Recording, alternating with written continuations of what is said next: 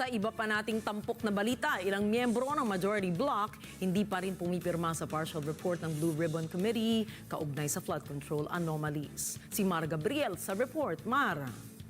Hindi pa rin pumipirma sa partial report ng Senate Blue Ribbon Committee ang ilang miyembro ng majority bloc. Ayon kay Senator Raffy Tulfo, nais niya munang mabasa ang higit sa 400 pahina ng report bago magdesisyon kung lalagda o hindi. Sa ngayon ay naka-20 pahina pa lang daw siya. At sabi ng senador, kung makukulangan siya sa report ay hindi siya pipirma rito. Kasalukuyan pa rin binabasa ni Senator Erwin Tulfo ang BRC partial report. Nais niya rin daw munang mabasa ang kabuuan nito.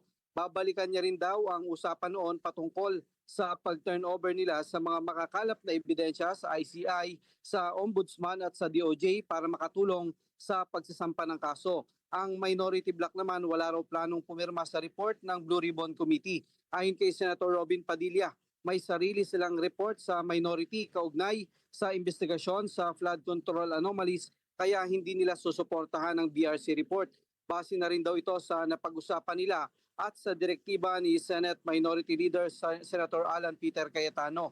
Ayon naman kay BRC Chairman Senator Panfilo Lacson, noong Miyerkules pa natapos ang BRC report at pinadalhan na ng kopya ang mga miyembro ng majority at minority bloc.